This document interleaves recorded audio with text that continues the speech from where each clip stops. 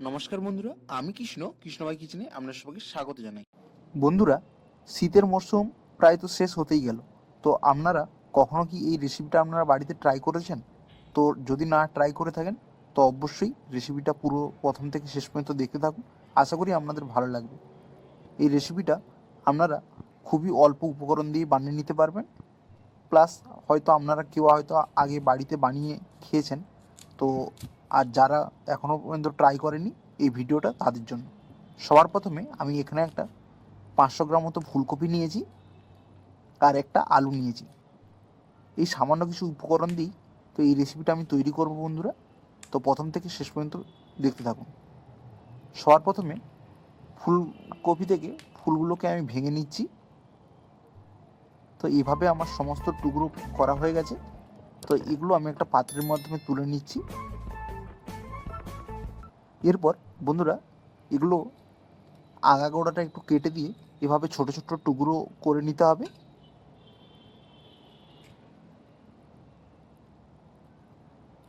তো বন্ধুরা, আমি এখানে সবজিটা খুবই কম পরিমাণে বানাচ্ছি, যেহেতু আমরা একজন দুজন বেশি আমরা এগুলো খাবো না।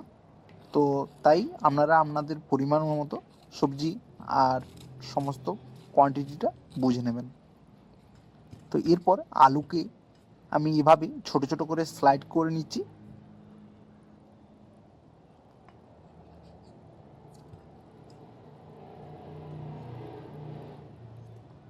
তো আলুগুলো বন্ধুরা এভাবেই ছোট ছোট টুকরো করবেন, তাহলে সবজিটা খেতে ভালো লাগবে।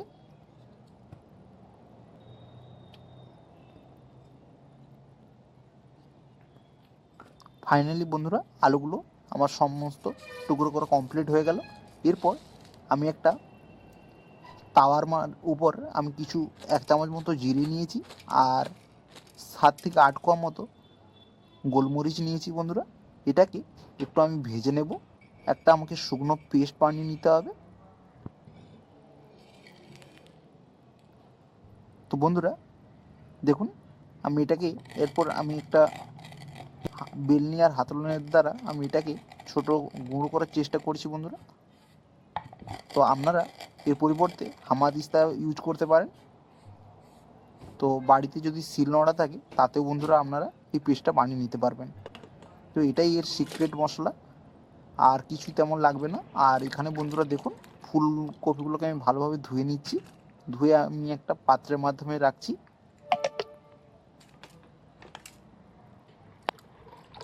তো এইভাবে একইভাবে আমি আলুগুলোকেও ভালোভাবে ধুয়ে নিচ্ছি। তো এগুলো ধুয়ে নেওয়ার পর আমি এগুলোকে ভেজে নেব।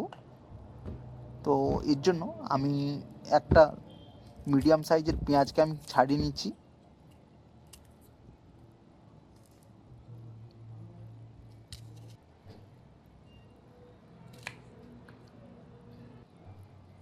পেঁয়াজটা একদম বন্ধুরা ঝিরিঝিরি করে কুচিয়ে নিব।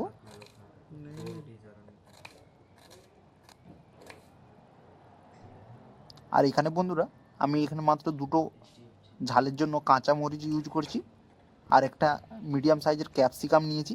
এরপর গ্যাসে একটা কড়াই বসিয়ে সামান্য খানিকটা তেল দিয়ে তেলটা গরম হয়ে যাওয়ার পর আলু আর ফুলকপিগুলোকে একসাথেই দিয়ে দেবেন। তো এরপর আমি স্বাদ অনুযায়ী লবণ দেব। তো লবণ দেওয়ার পর আধা চামচ মতো হলুদ গুঁড়ো দিতে হবে কালারের জন্য। তো এরপর আমি আলু আর ফুলকপিগুলোকে একটু ভেজে নেব। খানিকক্ষণ নাড়াচাড়া করার পর এভাবে একটা ঢাকনা চাপা দিয়ে দিয়েছি, যাতে আলু আর ফুলকপিটা একটু সেদ্ধ হয়ে যায়। আর খুবই কম সময়ে বন্ধুরা এই রান্নাটা বানিয়ে নিতে পারবেন। তো এরপর আমি দেখুন, আমার আলু আর ফুলকপিগুলো ভাজা হয়ে গেছে। তো এখানে বন্ধুরা পুরো সেদ্ধ হয়নি, 70 থেকে 80% মতো কুক হয়েছে।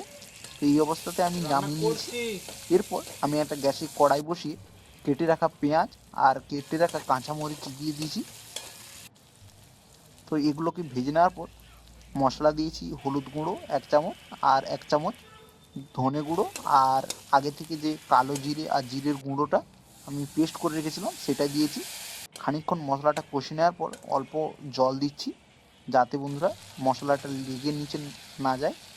তো এরপর আগে থেকে আমি যে ক্যাপসিকাম আর একটা মিডিয়াম সাইজের টমেটোকে কেটে রেখেছিলাম আর স্বাদ অনুযায়ী বন্ধুরা লবণ দিয়েছি। এরপর মশলাটাকে বেশ করে আমি কষিয়ে নেব যতক্ষণ না মশলা থেকে তেল ছেড়ে এসছে। তো এটাকে আমি কিছুক্ষণের জন্য ঢাকা দিয়ে দিচ্ছি যাতে ক্যাপসিকাম থেকে একটা সুন্দর গন্ধ বেরোয় আর টমেটোটাও হালকা গলে যায়। তো এই রান্নাটায় বন্ধুরা কোনো রকম আমি জলের ব্যবহার করছি না, তো আপনারাও করবেন না।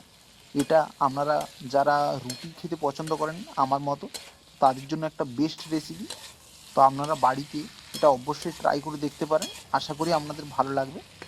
তো দেখুন আমি এখানে আলু আর ফুলকপিগুলোকেও দিয়ে দিচ্ছি। এরপর খানিকক্ষণ ধরে আমি নাড়াচাড়া করছি। তো লাস্টে বন্ধুরা আমি একটা সিক্রেট মশলা দিয়েছি, যেটা বন্ধুরা কিছুই না, সবজি মশলা। আশা করি সব রাঁধুনির বাড়িতেই এটা অবশ্যই থাকে। তো এটা দিয়ে দেওয়ার পর আমি এখানে 2 থেকে 3 বার ধরে এভাবে ঢাকা চাপা দিয়ে রান্না করে নিয়েছি। এতে আমার আলু আর ফুলকপিগুলো পুরোপুরিভাবে বন্ধুরা সেদ্ধ হয়ে গেছে। আর এইভাবে বন্ধুরা ঢাকা দেওয়ার আগে 2 থেকে 3 বার এভাবে ঢাকা খুলে খুলে ট্রাই করবেন যাতে মশলাটা নিচে লেগে না যায়। খুন্তি দিয়ে নাড়াচাড়া করবেন। তো বন্ধুরা দেখুন আমার রান্নাটা পুরোপুরিভাবেই তৈরি। এরপর আমি গ্যাসটা বন্ধ করে দিয়েছি। তো এটা একটা পাত্রের ওপর আমি গড়িয়ে নিচ্ছি। তো ফাইনালি বন্ধুরা দেখুন আমার সবজিটা রেডি। আর আপনারা অবশ্যই বন্ধুরা বাড়িতে লুচি কিংবা নান পরোটা কিংবা রুটি এর জন্য এই রেসিপিটা অবশ্যই ট্রাই করবেন। আর লাস্টে বন্ধুরা আমি কিছু ধনেপাতা দিয়েছি। তো বন্ধুরা এই রেসিপিটা আপনারা পেঁয়াজ বিহীনও করতে পারেন, ভালো লাগে খুব খেতে।